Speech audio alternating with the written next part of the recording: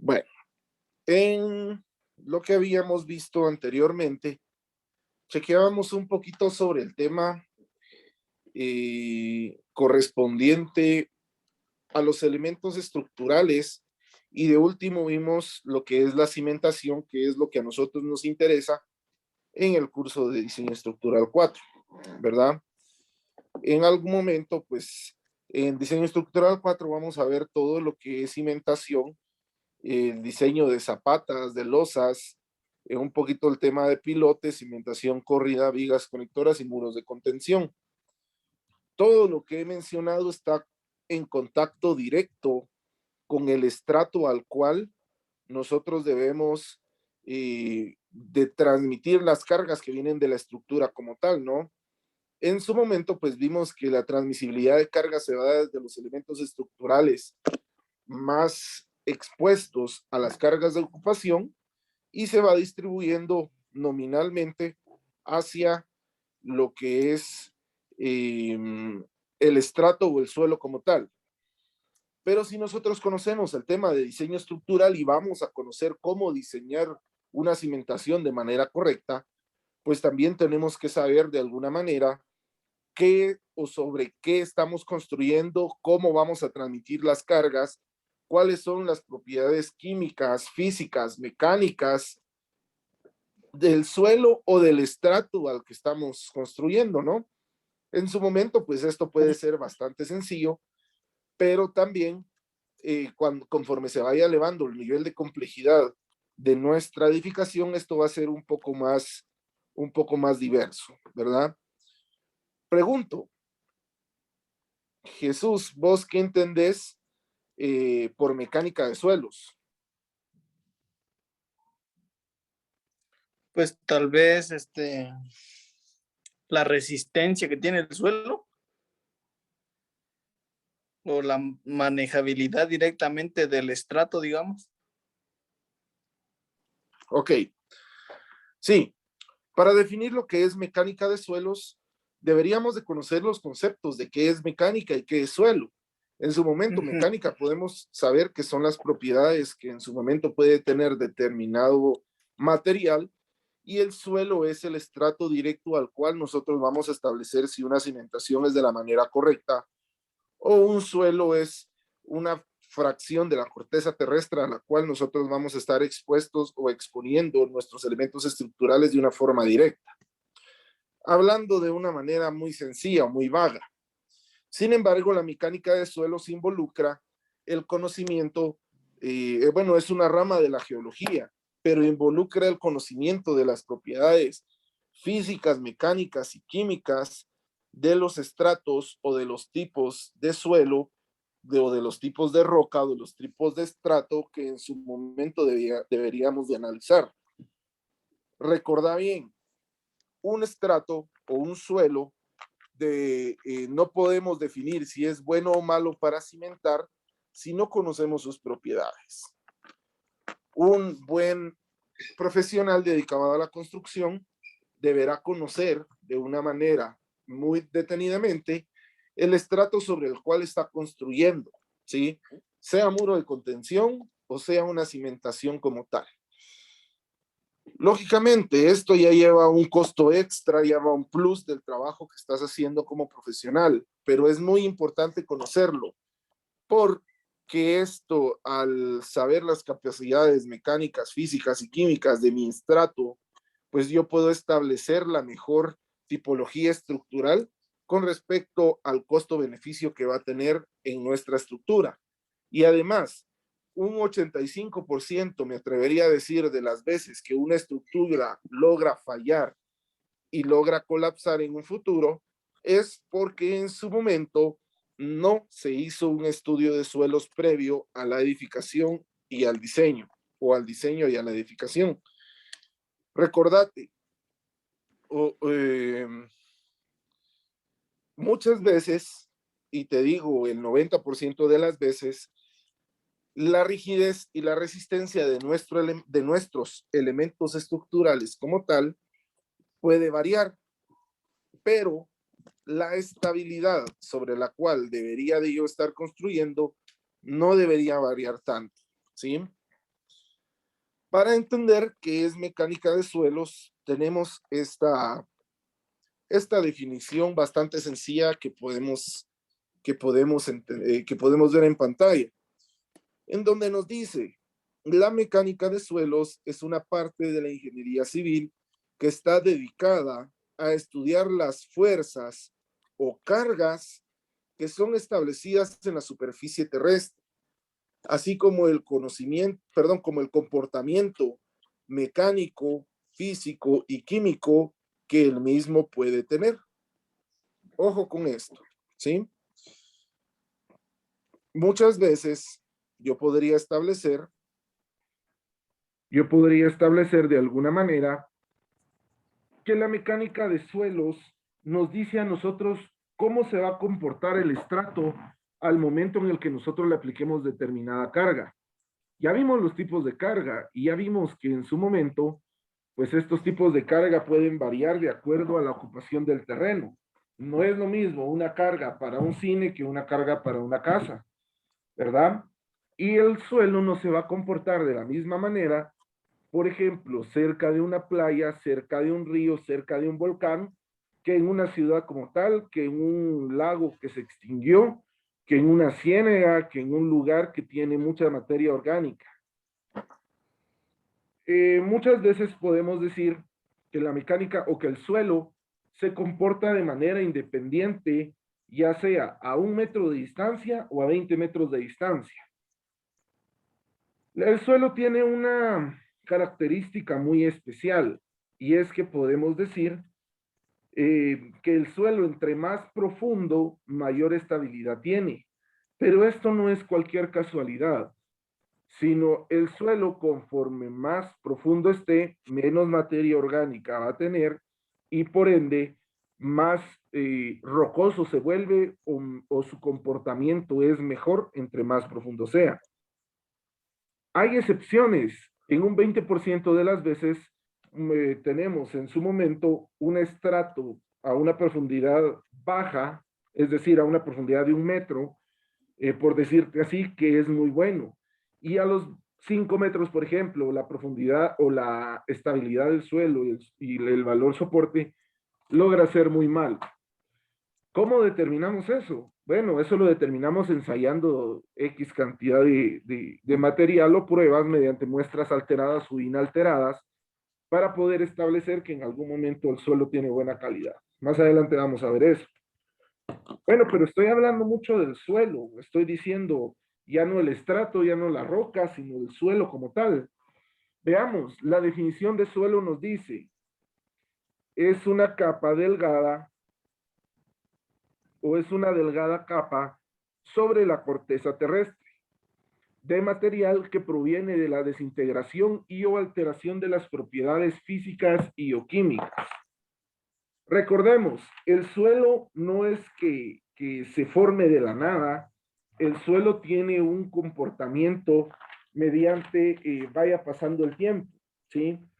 A ese, o viene teniendo un proceso mecánico o físico que en su momento hace que el suelo se comporte de determinada manera.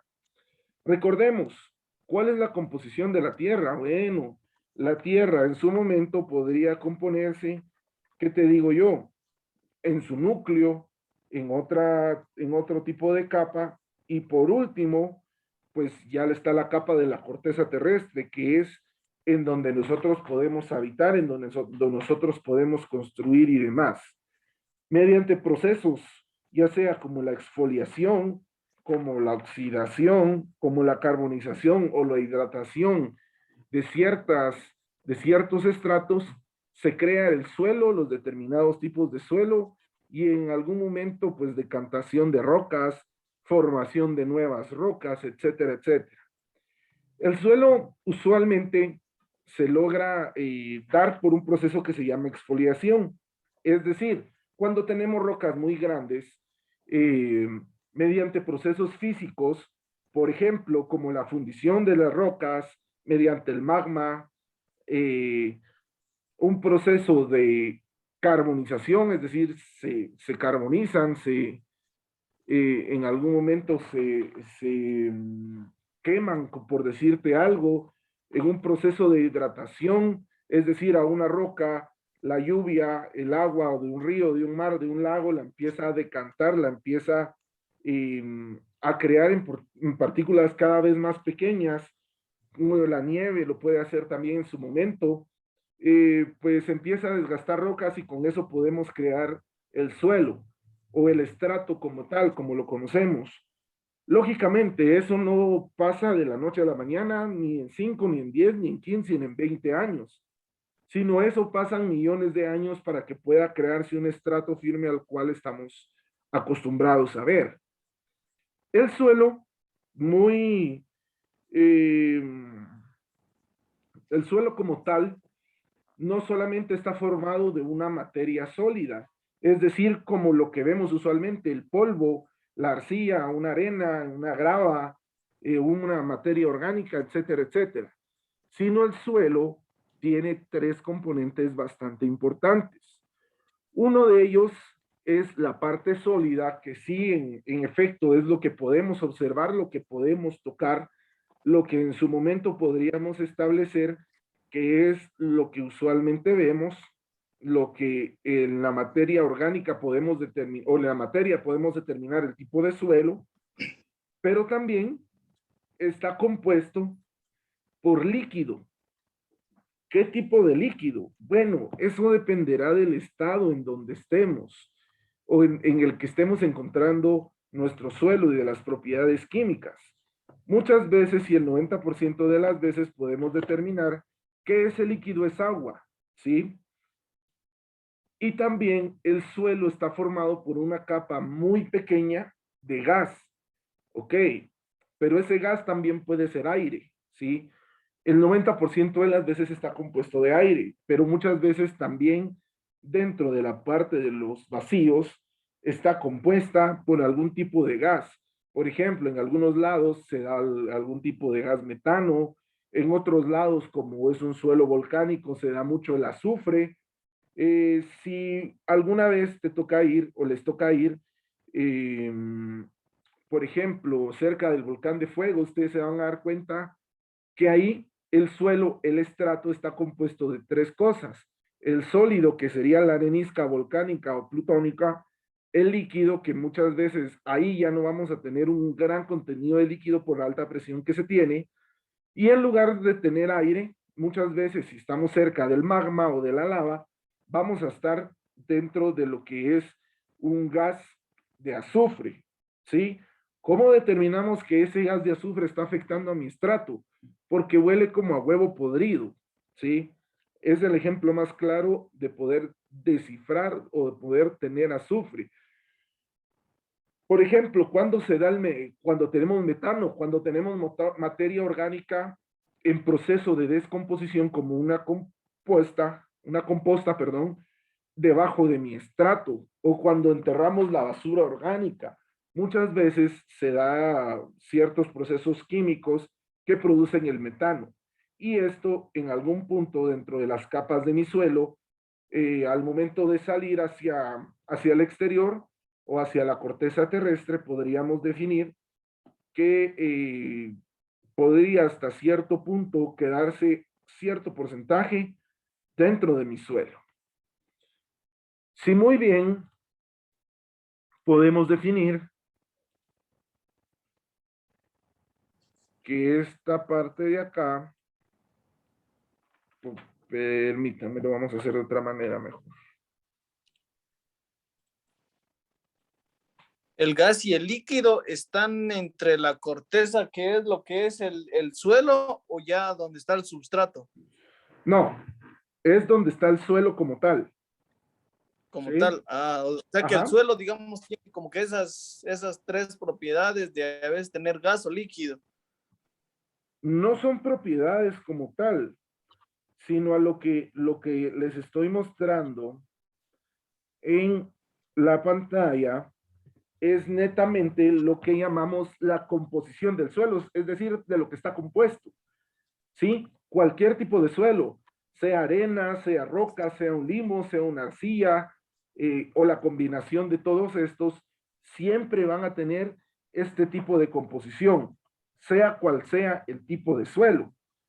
En su momento el sólido, pues lo vamos a clasificar como un sólido, es decir, la materia a la cual está compuesta el suelo en sí, el polvo, la roca, la arena como tal.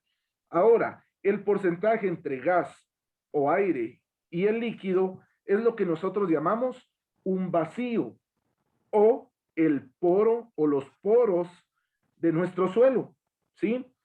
En algún momento, por ejemplo, si yo tengo un cuadrito o una probeta y la estoy llenando de grava o de piedrín, supongamos hasta acá, de esta manera, si ustedes se dan cuenta, la grava o el piedrín en ningún momento es uniforme, más si es un piedrín triturado. Entonces no podemos decir que en algún punto podemos establecer, eh, podemos establecer que todo se acomoda como que si fuera un rompecabezas, ¿no? Entonces deberíamos decir que dentro del estrato al cual estoy tratando de dibujarles por acá, por acá, hay un porcentaje de vacíos que queda al no acomodarse una piedra con otra de manera uniforme, ¿verdad? Entonces ahí, ese porcentaje de vacíos, primero, si es grava y es grava, por ejemplo, es piedrín que estoy amontonando en X lugar para usar en mi construcción, yo podría decir que eso no va a tener gas, sino va a tener aire como tal. Y el líquido muchas veces se da por una sobresaturación o una saturación completa de mi estrato. En otras palabras, ¿siempre voy a tener estos componentes? Sí, siempre voy a tener estos componentes. Muchas veces tenemos 95% de sólido y 5% de aire y líquido. Otras veces vamos a tener 80% de sólido y 20% de aire y de líquidos. La pregunta es, ¿cómo determinar cuándo tengo cada cosa?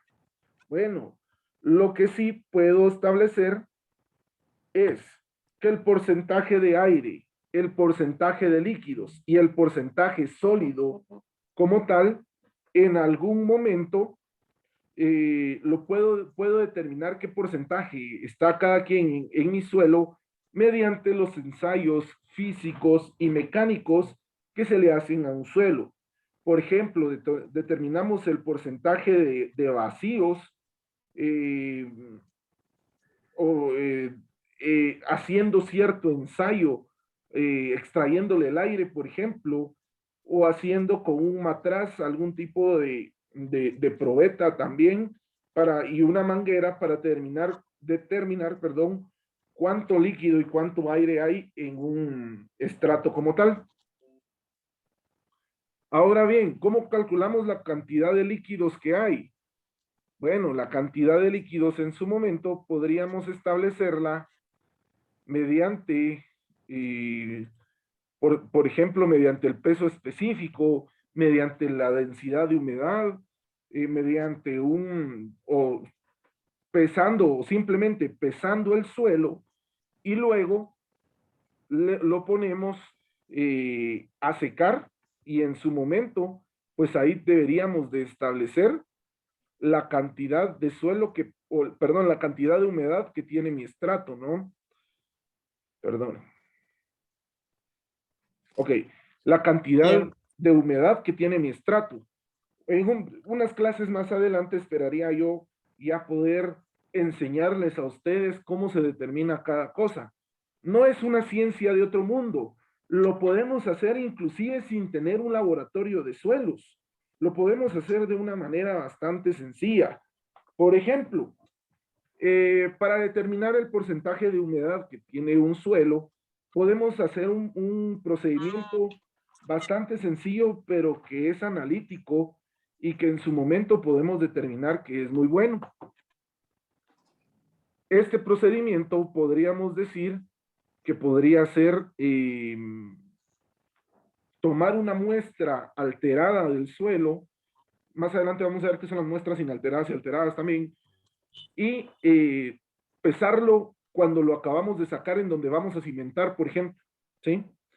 Que pese 100 kilogramos. Bueno, después compramos una estufita de esas pequeñas de gas que venden en Semaco, en Walmart, en La Torre, yo que sé en qué otros lados. Compramos un sartén como tal, de esos que nos cuestan 10 quetzales o 12 quetzales en Dollar City, y ponemos 1 kilogramo eh, o la cantidad de materia que nosotros ya habíamos pesado y lo empezamos a secar. ¿Cómo se seca el suelo? No le ponemos una secadora, no le ponemos, lo ideal sería meterlo en un horno industrial especial para el suelo y 15 minutos después pues ya no tiene ningún porcentaje de humedad. Lógicamente esos hornos ya cuestan muy caros o deberíamos de tener un laboratorio de suelos especializado. Pero al momento de hacerlo de manera artesanal, ponemos un sartén, le vertimos el suelo adentro y lo empezamos a mover como que si estuviéramos cocinando. Simple y sencillo, ¿sí? Al momento de hacer esto, entonces podríamos definir eh, que lo empezamos a mover, a secar, a secar, a secar.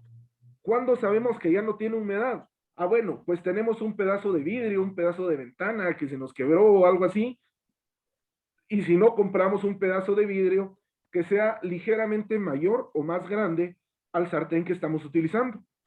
¿Cómo sé yo que ya mi suelo está seco? Bueno, supongamos que mi vietera es el suelo que estoy secando. En su momento, pues yo lo empiezo a mover y veo que ya está un poco seco porque ya el color cambió, porque ya se siente el aroma a suelo seco. Y supongamos que este protector en su momento es la ventana o el pedazo de vidrio. Yo lo pongo arriba alrededor de 5 segundos, arriba de lo que estoy secando, del estrato que estoy secando. Si en su momento el vidrio se empaña, por ejemplo, si en su momento el vidrio se empaña, creo que más o menos se logra ver ahí, si en su momento el vidrio se empaña, quiere decir que el suelo todavía tiene humedad. Si en su momento el vidrio no se empaña, pues quiere decir que el suelo está totalmente seco y que ya puedo apagar mi hornilla y pesar el estrato. Lógicamente, tengo que tener una pesa y un matrazo, una pesa y un traste para poder pesar, así siempre se los digo. Echamos ahí, bueno, esperamos a que se seque el estrato, o a que se enfríe, perdón, el estrato. Luego de eso, lo vertimos sobre la pesa tiene que estar calibrada, lógicamente, y pesamos cuánto es o cuánto es el peso nominal. Antes teníamos 1 kilogramo mojado, seco, supongamos que tengamos 800 gramos o 0.8 kilogramos, ¿sí? Entonces el porcentaje de humedad va a ser el peso mojado menos el peso húmedo, el peso húmedo menos el peso seco, dividido el peso húmedo. Esto lo multiplicamos por 100 y ya tenemos nuestro porcentaje de humedad. ¿Para qué nos sirve muchas veces calcular el porcentaje de humedad? Para saber las propiedades mecánicas del suelo y cómo se va a comportar cuando le apliquemos carga. Por ejemplo, en su momento vamos a ver los límites líquidos y plásticos. Esto nos sirve para clasificar el suelo dentro de lo que nos dice AASHTO, ¿sí? Y determinar el porcentaje, perdón, de CBR o de Proctor, que son los porcentajes de compactación que usualmente se utilizan para carreteras. Pero para conocer un poquito sobre el suelo, necesitamos entender desde dónde se origina, cómo se forma y cómo llega hasta ser bueno o malo y determinar si es bueno o malo para la construcción. Para esto, en su momento, tenemos que saber qué es la geología. Y vamos a definir que la geología es la ciencia natural que estudia la composición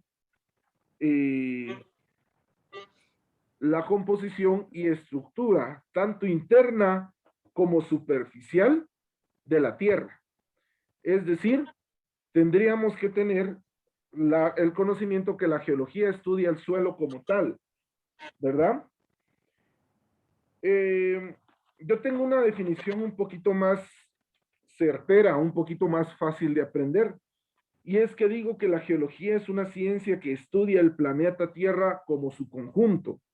Es decir, no en conjunto de decir estudia las nubes, el agua, el mar, etcétera, etcétera, no, sino un conjunto como una esfera como tal, que tiene diferentes capas y que en su momento podríamos establecer que estas capas pueden llegar a ser, eh, llegar a ser, ¿cómo les diría?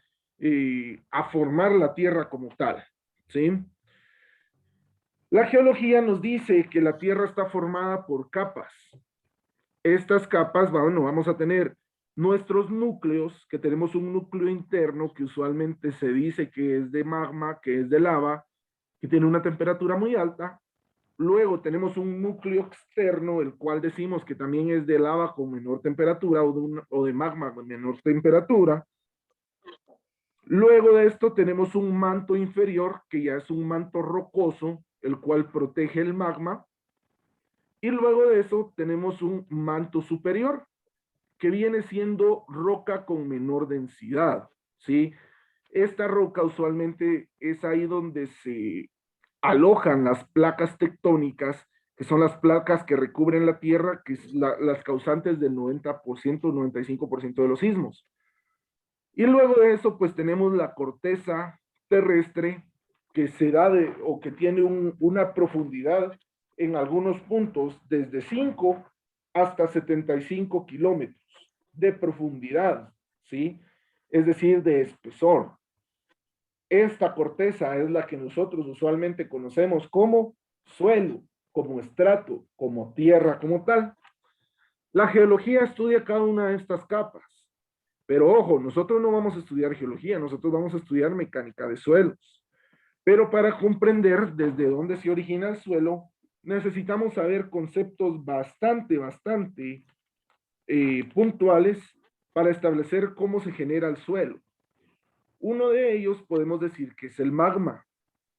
El magma no es nada más ni nada menos que lava caliente, ¿sí? ¿Por qué les digo lava caliente? Porque en algún momento lo que expulsa un volcán son flujos piroclásticos, ceniza, humo, algún tipo de gas y magma. Pero este magma, al salir a la corteza terrestre, lógicamente tiene un cambio de temperatura.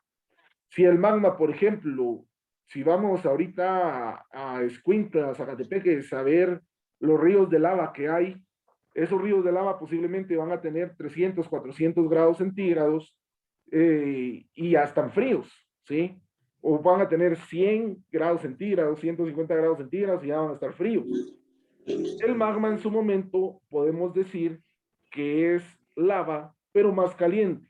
Si en la corteza terrestre hay magma, perdón, hay lava de 100 grados centígrados, el magma va a tener 1000 grados centígrados. En otras palabras, es lava, pero más caliente. ¿Pero por qué les hablo del magma? Bueno, porque el origen del suelo viene o proviene desde dentro de la Tierra, es decir, proviene del magma, del núcleo que tenemos como centro de la Tierra, ¿sí? El magma en su momento, pues da origen a rocas ígneas.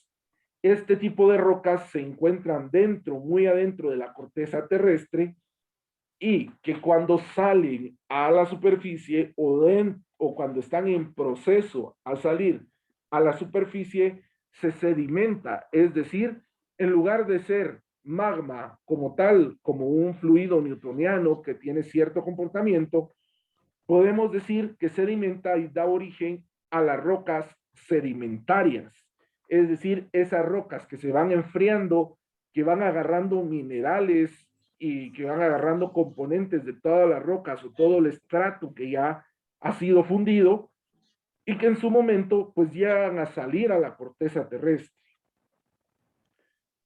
Al pasar el magma a una roca ígnea, bueno, pues tenemos cierto proceso de decantación o más aún, tenemos cierto proceso de exfoliación, es decir, de enfriamiento, de agarrar minerales, de agarrar componentes y de eso crear sedimentos que más adelante se van a transformar en rocas sedimentarias. Y esas rocas sedimentarias, a su vez, van a van a dar origen a rocas metamórficas.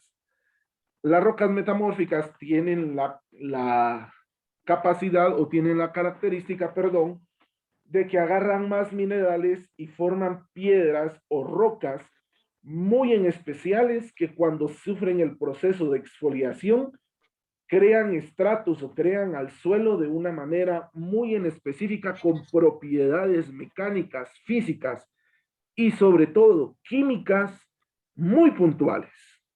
¿Sí? Bueno, pero me dirán, y después de que se forman las rocas metamórficas, ¿qué pasa? Bueno, pues estas rocas metamórficas no suelen estar usualmente en la corteza terrestre, sino suelen estar dentro de un núcleo intermedio, que en su momento se vuelve a ir hacia el núcleo central de la Tierra y va haciéndose cada vez más cercana al núcleo hasta que naturalmente se vuelve a fundir mediante un proceso de carbonatación y se vuelve otra vez magma. ¿Sí? Insisto, y yo siempre lo he dicho, así como hay un ciclo hidrológico o un ciclo del agua, el suelo también tiene su ciclo, y ese es este que les acabo de explicar. ¿De dónde proviene todo esto que les acabo de explicar? De esta imagen que tenemos acá, ¿sí? En donde en algún punto podemos establecer que tenemos, perdón, que tenemos núcleos, mantos y cortezas, que ¿qué es lo que nos provocan? Bueno, en su momento lo que nos provocan es que la roca venga del centro de del centro de la Tierra y vayan yéndose de corteza interior a corteza exterior hacia los mantos, perdón, de núcleo interior, de núcleo exterior hacia los mantos y hacia la corteza. Y llega un punto en donde la corteza los vuelve a introducir hacia la Tierra, se forman otra vez o se funden otra vez, producen magma y empieza otra vez el ciclo de la Tierra. La Tierra el suelo o el estrato es como la materia, no se crea ni se destruye, solamente se transforma. ¿Y quién nos dice cómo se transforma? Pues la geología. El manto terrestre usualmente suele decomponerse de varios elementos naturales, los cuales, dependiendo del porcentaje que nuestro magma absorba, pues así van a definir el tipo de rocas ígneas, sedimentarias o metamórficas. Los 6 elementos que usualmente conforman que conforman nuestro manto terrestre, o perdón, sí, nuestro manto terrestre, suele ser el oxígeno, el silicio, el aluminio, el hierro, el calcio y el potasio. Usualmente suelen ser este tipo muy específico de elementos los que hay en el estrato desde el núcleo interior hasta la corteza terrestre. En algunos casos logra darse que, especialmente cerca de una cadena volcánica, que suele darse también que hay partes en donde hay mucho azufre, en donde hay partes lejanas a una cadena volcánica, en donde podemos establecer que hay mucho hidrógeno, peróxido y demás situaciones, ¿sí? Eh, Más adelante vamos a ver que dependiendo del tipo de elemento que se tenga disponible o a la mano o dentro del estrato, así va a ser también el tipo de roca que se forma. Ahora veamos las rocas. Ya hablamos un poquito del suelo, del origen del suelo, ya sabemos que se origina a partir del magma, También establecemos que su proceso de formación es mediante el ciclo de creación de las rocas, pero ahora hablemos de las rocas. ¿Cómo se forman? ¿Sí? En geología nos dice, se denomina roca a cada uno de los materiales ya sólidos, ya homogeneizados, ya hechos una roca, una piedra como tal, ya hechos materia, ¿sí? Por eso les digo, las rocas son materia, no se crea ni se destruye, solamente se transforma. Las rocas son formadas por cristales de uno o más materiales. ¿Por qué les hablo de cristales? No les hablo de cristales como el vidrio o la porcelana como tal, sino como los minerales que están presentes tanto en los mantos como en el núcleo, son microscópicos, son muy pequeños, se dice que están formados de cristales, ¿sí? De materia como tal. Estos minerales, conforme se va dando el proceso de exfoliación de las rocas, en su momento podemos determinar que en algún momento pues se van adhiriendo cada uno a la roca para determinar sus propiedades físico-mecánicas y químicas que en su momento van a tener las rocas. Las rocas se dividen en tres, ¿sí? Tres eh, grandes grupos básicos a los cuales nosotros debemos de saber. Están en orden, de acuerdo a su proceso de creación. Las primeras rocas que se forman a partir del magma son rocas ígneas. Estas rocas ígneas tienen la peculiaridad de ser muy porosas. Como lo vemos en la primera imagen del lado izquierdo, justo donde tengo el puntero por acá, podemos establecer que es una roca ígnea. Es una roca muy porosa y este tipo de rocas se da mucho cerca de donde hay cordilleras, cerca de donde tenemos una cadena volcánica. Dos ejemplos muy claros. Si ustedes en algún momento han ido a la Laguna Brava, a la Laguna Magdalena en Huehuetenango, se han dado cuenta que en su momento hay muchas rocas de este tipo, rocas porosas, rocas que como que si fuera coral o como que si en algún momento provenieran del mar, ¿sí? Por lo picada que son, igual a un coral como tal, ¿sí? Esa propiedad la tienen las rocas ígneas. ¿Por qué? Porque es la transformación que tienen directamente del magma. Ahora, conforme se van transformando las rocas ígneas en sedimentarias, van adquiriendo más y más y más minerales. Y cada mineral de estos, de los que están en nuestros mantos, eh, pues le adhiere a nuestra roca una propiedad en específico. En el centro de nuestra presentación podemos ver en su momento un claro ejemplo de rocas sedimentarias. Las rocas sedimentarias usualmente no suelen ser de un color definido, sino suelen ser de varios colores. Y sabemos que son rocas sedimentarias porque se dan muy en específico en ciertos lugares.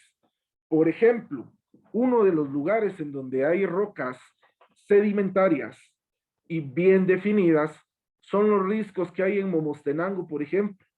Si ustedes han visto de una manera bastante sencilla, o en fotos, o en Google, o en Instagram, o en Facebook, pues podemos ver que esos riscos son de alguna manera, de algún café claro, si lo queremos ver así, de un color beige, ¿sí? Muy posiblemente esta roca, no muy posiblemente, sino estoy seguro que estas rocas son de tipo sedimentario. O también los podemos ver en canteras de piedra caliza, por ejemplo, en donde el estrato suele ser de varios colores. Esas son rocas sedimentarias. ¿Dónde podemos ver rocas ígneas también? Si vamos a la famosa, al volcán La Muela, o no sé si es volcán o es cerro, yo qué sé, al Cerro Quemado o al volcán La Muela en Shela. Esas son rocas ígneas, ¿sí? Provenientes directamente del magma que tiró el volcán Santa María en la erupción de 1902. En la tercera imagen podemos ver a las rocas metamórficas. Si ustedes se dan cuenta del paso de sedimentario a roca metamórfica, es bastante bien marcado. ¿Por qué? Porque los minerales que en su momento tienen las rocas sedimentarias al tener un proceso de hidratación o de exfoliación, eh, pues en su momento no pierden componentes químicos, sino ganan más componentes químicos y crean óxidos o aleaciones que en su momento les da características muy en específicas. Una roca metamórfica, perdón, como tal, podemos ver que es el mármol, ¿sí? El mármol es una roca metamórfica. No tiene propiedades químicas muy marcadas, es más su propiedad física y su propiedad mecánica. La propiedad mecánica del mármol es que en algún momento es una piedra o es una roca que puede soportar bastante o X determinada cantidad de carga sin romperse, lo que lo hace un material dúctil. Y una propiedad física es que es una piedra preciosa, ¿sí? Que en su momento, si suele ser bien tratada, bien pulida y etcétera, pues logra tener ciertas propiedades físicas. Si ustedes me preguntan, por ejemplo, ¿dónde puedo ver aquí en nuestro medio rocas metamórficas? En la mina Marlin, cuando empezaban a extraer los minerales que en su momento extraían, podíamos ver de estas rocas metamórficas, ¿sí? Más adelante les voy a presentar unas fotos reales de lo que son las rocas metamórficas.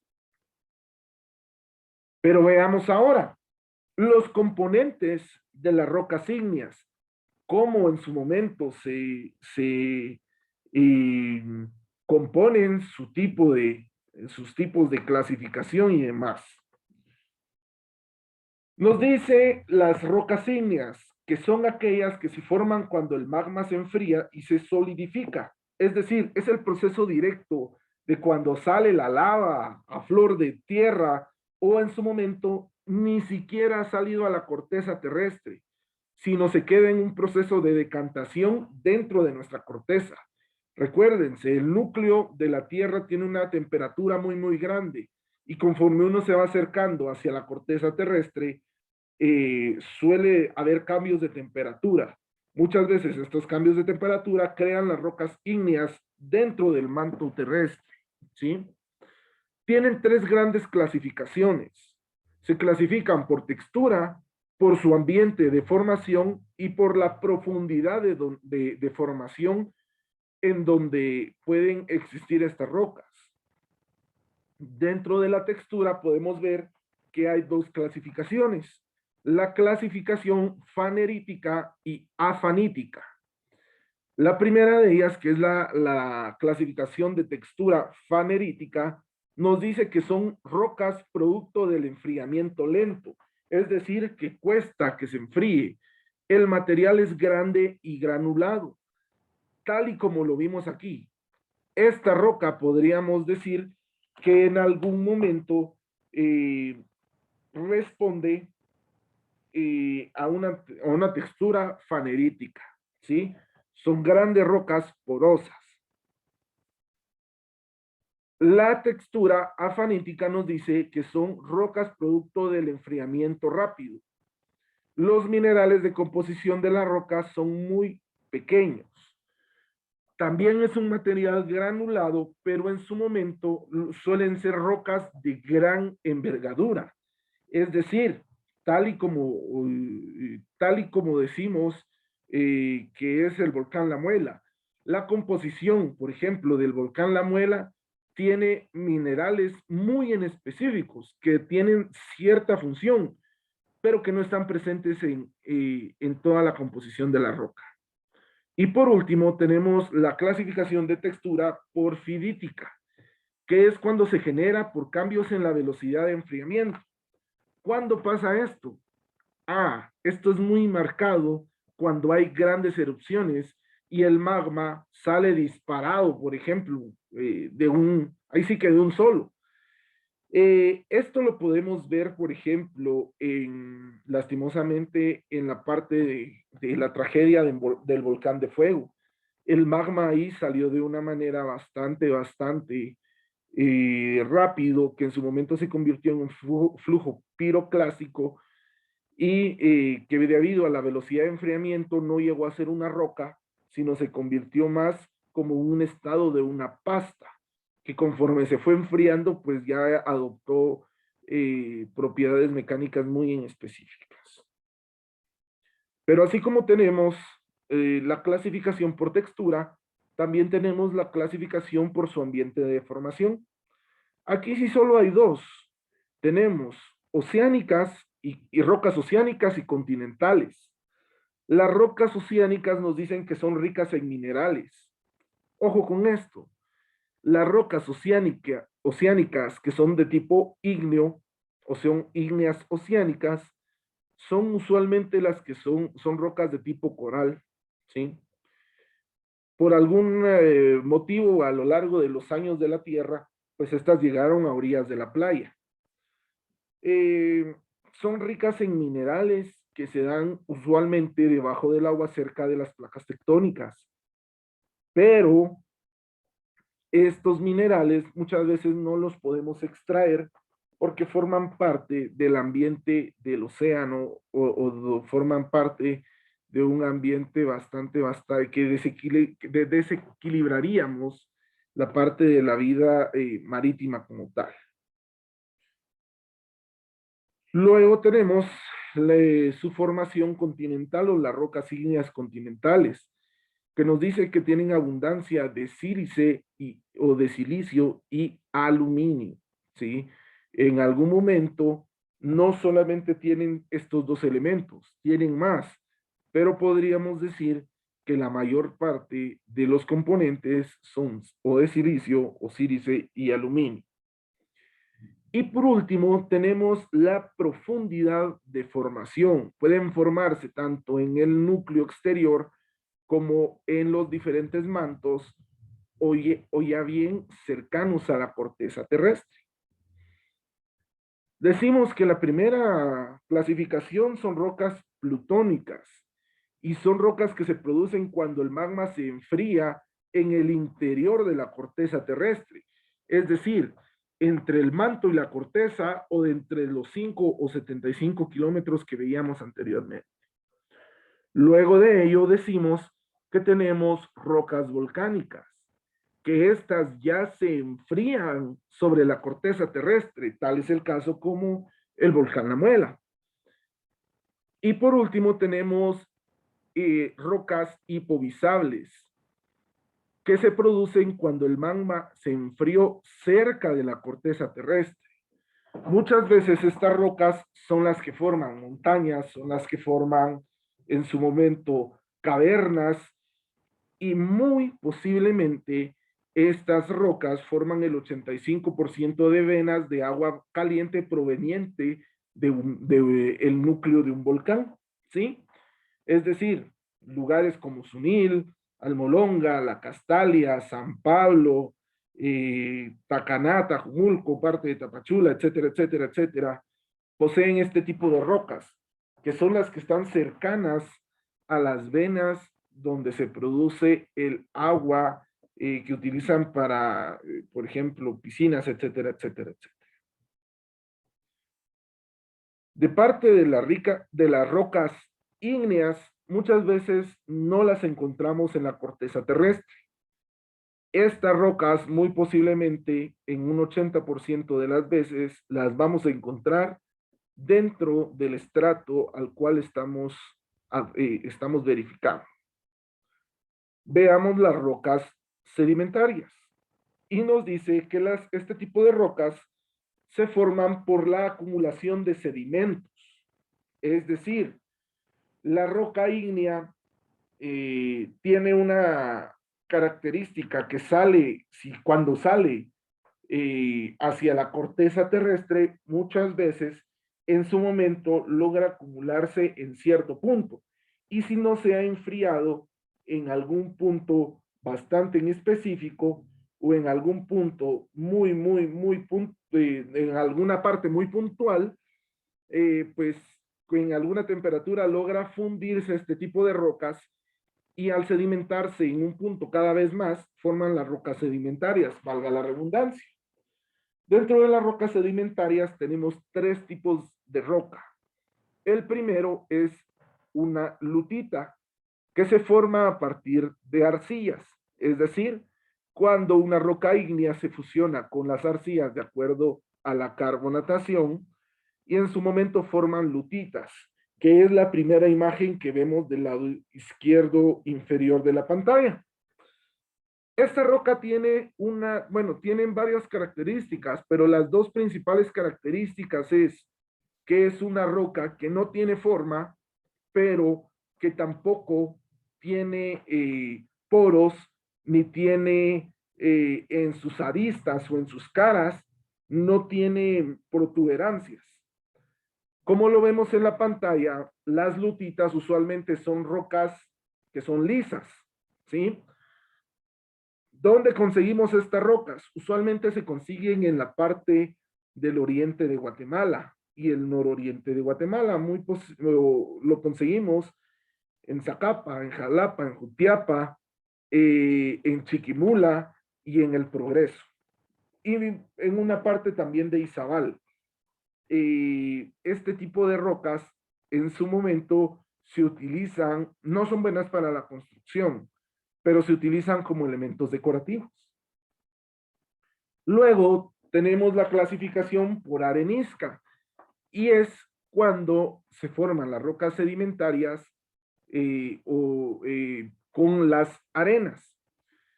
Muchas veces esta roca es la que nosotros encontramos en las faldas de los volcanes o cuando estamos subiendo un volcán y ya vamos a llegar al cráter.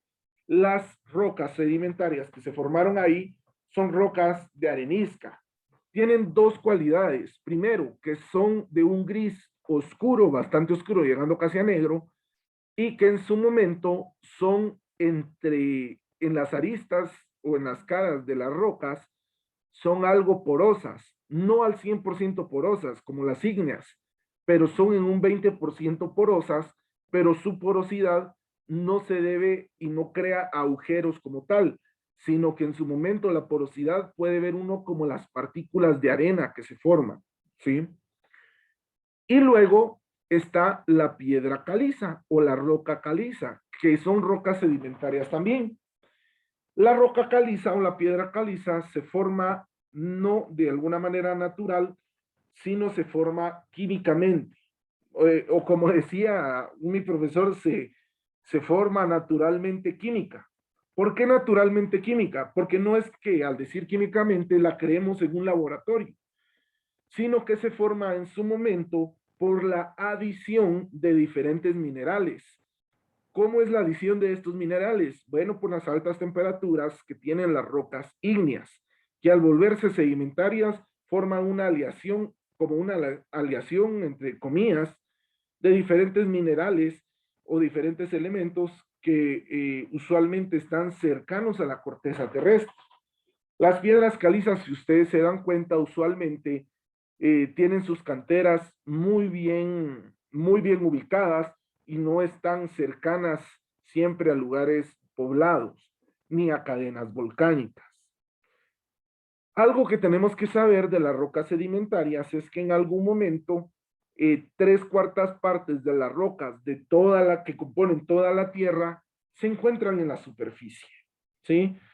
Las rocas sedimentarias son las que usualmente logramos ver en cualquier parte a la cual estamos observando una piedra como tal.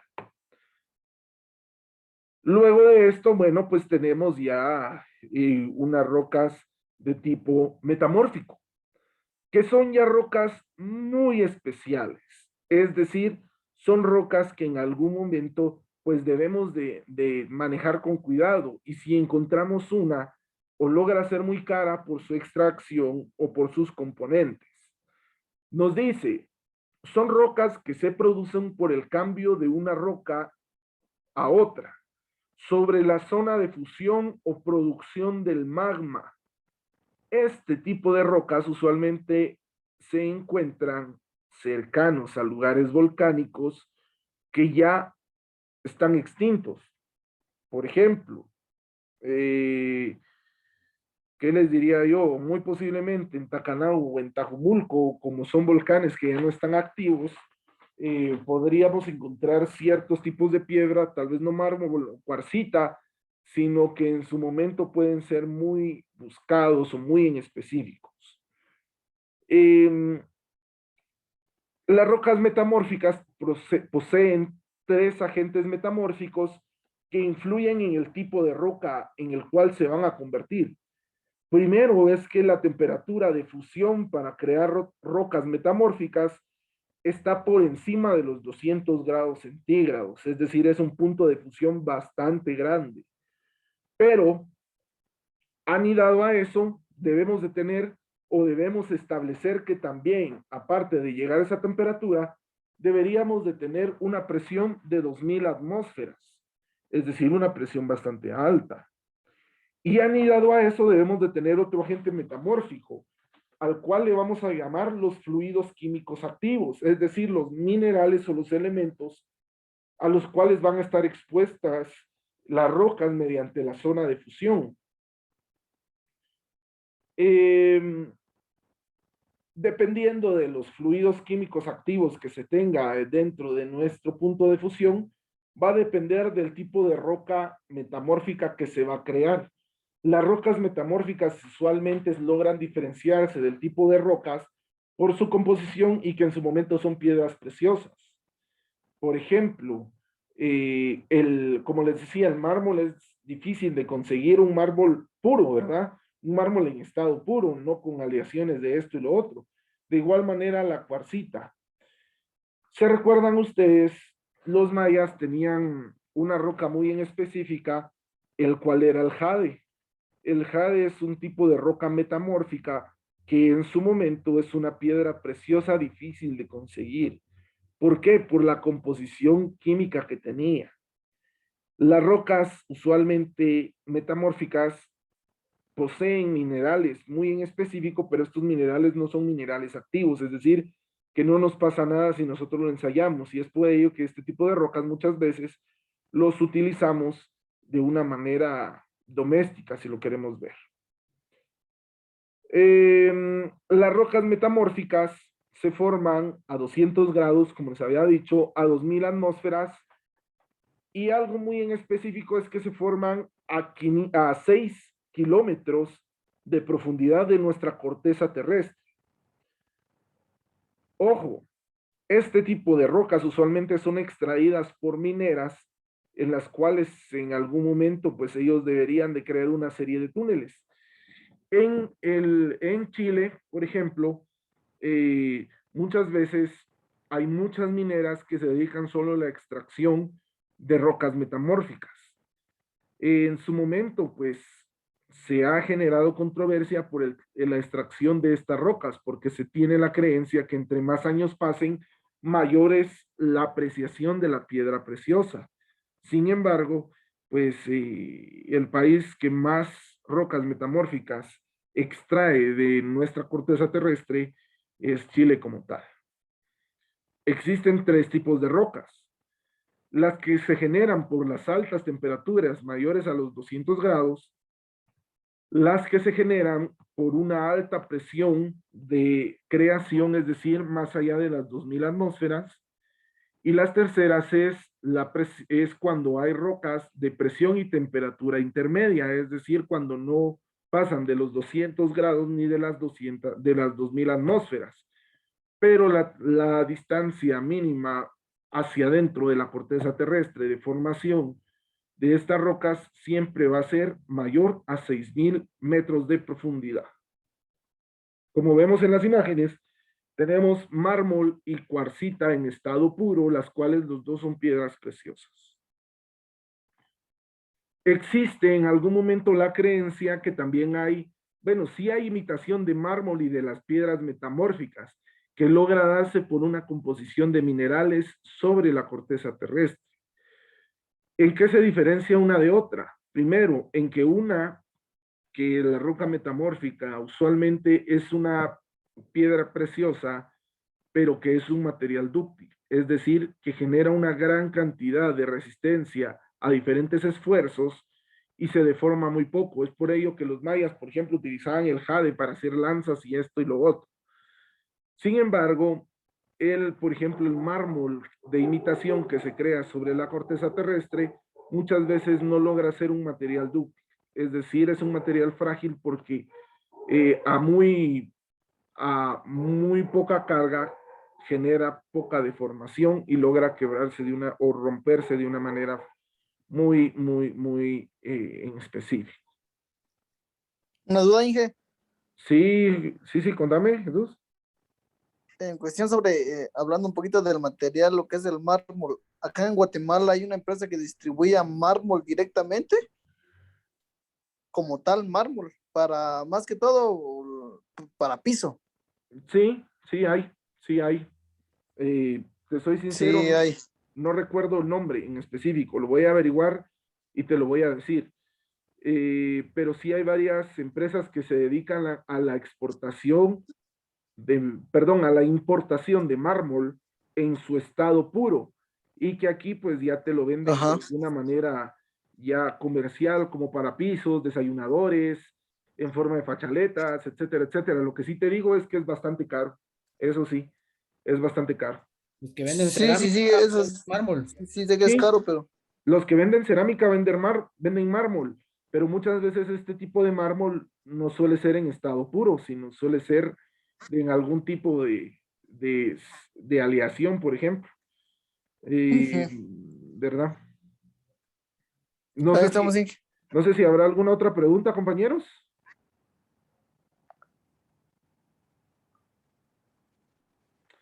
Bueno, si Ahí no, estamos. vamos a pasar directamente a lo que son los suelos ya. Si ustedes se dan cuenta, llevamos un orden de lo que estamos tratando de explicar en mecánica de suelos en esta parte número 1. Empezamos viendo qué es el magma, de ahí nos pasamos, perdón, qué son los estratos. Empezamos a ver qué son los estratos a partir de qué es lo que estudia la mecánica de suelos. Nos fuimos viendo la geología, el magma y cómo el magma influye en la creación de las rocas como tal. Vemos los tipos de roca y debemos establecer que en algún momento el suelo se forma a partir de las rocas. Pero me dirá alguien, mire, ¿y cómo es que el suelo logra ser una, de alguna manera, eh, un polvo, si fue una piedra? Bueno, pues en algún momento nosotros tenemos procesos bien establecidos que nos dice la geología, los cuales los vamos a llamar agentes químicos, que nos dicen que es el proceso de transformación de roca a suelo. No es una transformación directa que va a tener 5, 10, 15 años de formación, sino son miles, si no es que millones de años en los cuales se puede formar un estrato, ¿sí? Dentro de estos estratos, pues tenemos la aplicación de agua, la aplicación de lluvia, la aplicación de agua con sales como el mar, agua dulce como la de los ríos. En su momento, la nieve también genera procesos de carbonatación para poder crear suelos, y así como procesos físico-químicos que en algún momento tenemos. ¿Para qué nos sirve saber esto? Nos sirve saber para saber qué composición tienen los suelos, ¿sí? Y esto nos va a servir para determinar en su momento, al saber la composición de los suelos, podemos saber qué tratamiento físico-químico le podemos colocar a los mismos o la capacidad soporte, el valor soporte, el ángulo de fricción interna, etcétera, etcétera, o las propiedades mecánicas y físicas que va a tener el suelo como tal. Veamos qué es lo que nos dice el suelo. La definición más exacta nos dice que es la porción más superficial de la corteza terrestre, constituida en su mayoría por residuos de rocas provenientes de procesos erosivos y otras alteraciones físicas y químicas, por supuesto, así como materia orgánica fruto de las actividades biológicas, ahí me faltó la S, perdonen, que se desarrollan, ahí me faltó la N, perdón, en la superficie terrestre. Ojo, el suelo nos dice procesos erosivos. Y les pregunto, ¿qué pasa si tenemos una roca cualquiera, sea ígnea, metamórfica o sedimentaria, y la dejamos durante 10 años y dejamos caer una gota de agua a cada 2 segundos? ¿Qué va a pasar? La superficie la destruye o ahí sí que la gota traspasa hace directamente, yo diría es un agujero entre la roca. Ok, muy cierto. Bueno, no sé si alguno de ustedes tendrá mi edad o algo por el estilo, pero se recuerdan en el 2000, no sé si fue 2005 o 2006, se dio la tormenta Stan y arrasó con San Pedro y San Marcos. Ustedes no sé si se recuerdan haber visto la noticia o haber visto muchos años después hacia las montañas que rodean San Pedro o San Marcos. En su momento las montañas se les miraban como ciertas venitas que fue donde se erosionó el agua, el agua erosionó la montaña. Pues el agua tiene la capacidad de ser un material que erosiona a otro material. ¿Por qué? Por dos situaciones. Primero, por la fuerza que trae, que fue lo que pasó en las montañas. Es decir, la fuerza del agua creó surcos dentro del estrato y en su momento creó un proceso físico para poder crear, mover o establecer una capacidad del suelo distinta. También en el ejemplo de la roca que yo les ponía, tal como lo decía Jesús, si cae una gota por 100 años, la roca empieza a tener un agujero en donde cae esa misma gota, ¿sí? En su momento, el proceso de erosión y decantación que tiene la roca porque cae esa gota, forma minerales o forma partículas de suelo muy pequeñas, que si ponemos 100 piedras al unísono, al que les caiga una gota cada 2 segundos y juntamos todo el material que se desprende de esas rocas, muy posiblemente vamos a crear una capa de suelo, ¿sí?